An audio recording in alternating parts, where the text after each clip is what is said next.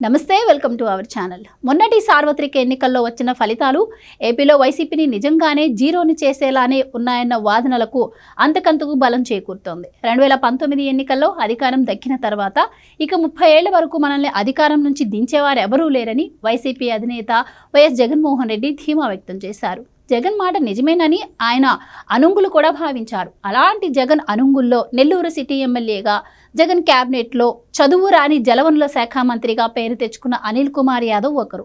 పెద్ద గొంతేసుకొని వైరి వర్గాల మీద పడిపోయే ఆయన ఇప్పుడు వాస్తవం తెలుసుకుని జగన్కు దూరం జరిగేందుకు పావులు కదుపుతున్నారట.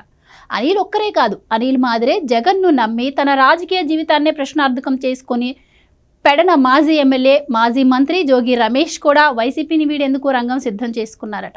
కాంగ్రెస్లో చోటామోటా నేతగా ఉన్న అనిల్ దివంగత సీఎం వైఎస్ రాజశేఖర రెడ్డి మరణం, ఆపై జగన్ కాంగ్రెస్ను వీడే వైసీపీని ప్రారంభించడంతో ఒక్కసారిగా పెద్ద నేత అయిపోయారు. కొత్త పార్టీలో తనకున్న నోటిని వినియోగించుకున్న అనిల్ అనతి కాలంలోనే జగన్ దృష్టిలో పడిపోయారు. నెల్లూరు సిటీ అసెంబ్లీ టికెట్ను ఇప్పించుకున్నారు.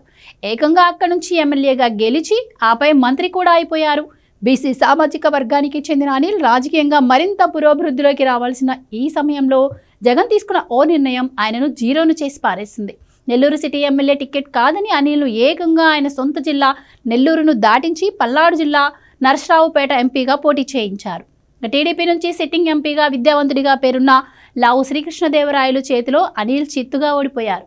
ఇప్పుడు ఏం చేయాలో కూడా అనిల్కు పాల్పోవటం లేదు. ఇక గత ఎన్నికల సందర్భంగా తాను విజయం సాధించకుంటే రాజకీయ సన్యాసం తీసుకుంటానని ప్రకటించిన అనిల్ ఇప్పుడు ప్రజల మధ్యకు వెళ్ళడానికి బాగా ఇబ్బంది పడిపోతున్నారు. ఇక జోగి రమేష్ విషయానికి వస్తే, అనిల్ మాదిరే బీసీ సామాజిక వర్గానికి చెందిన జోగి రమేష్ కాంగ్రెస్ నుంచే వైసీపీలోకి వచ్చారు.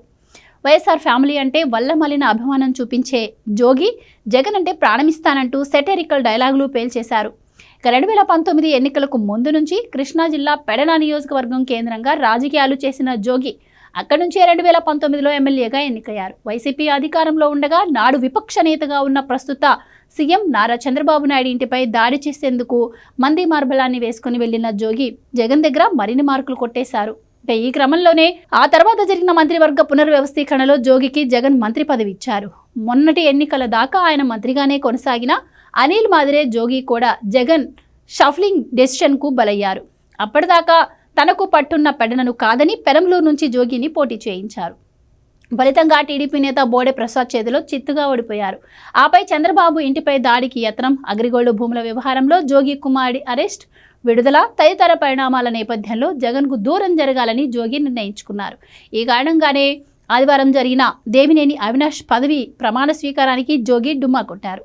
అటు అనిల్ అయినా ఇటు జోగి అయినా జగన్ తీసుకున్న షఫ్లింగ్ డెసిషన్తో దెబ్బైపోయారు. వీరిద్దరే కాకుండా ఇంకా చాలా మంది ఉజ్వల భవిష్యత్తు కలిగిన నేతలు కేవలం జగన్ తీసుకున్న ఈ నిర్ణయం వల్లనే ప్రమాదంలో పడిపోయారు. అయితే జగన్ తీసుకున్న ఈ నిర్ణయం సరైంది కాదని కొందరు త్వరలోనే గుర్తించి ప్రత్యామ్నాయ మార్గాలు చూసుకోగా అనిల్ జోగిలు ఆ దిశగా అడుగులు వేయడానికి ఇంత సమయం పట్టిందంతే. ఇక వైసీపీకి గుడ్ బై చెప్పాల్సిందేనని వీరిద్దరూ ఇప్పటికే దాదాపుగా నిర్ణయం తీసుకున్నట్టుగా సమాచారం. అంతేకాకుండా సాధ్యమైనంత త్వరగా జగన్కు దూరం జరగాలని కూడా వారు తీర్మానించుకున్నారట.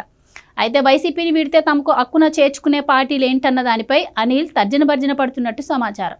అయితే రాజకీయంగా వైసీపీని వీడితే అనిల్కు ప్రత్యామ్నాయంగా కూటమిలోని టీడీపీ, బీజేపీ, జనసేనలు మాత్రమే ఉన్నాయి. ఇక జోగి అయితే జనసేనలో చేరిపోయేందుకు సిద్ధమైపోయారని, ఆయనను చేర్చుకునేందుకు పవన్ కళ్యాణ్ కూడా ఇప్పటికే గ్రీన్ సిగ్నల్ ఇచ్చినట్టు సమాచారం.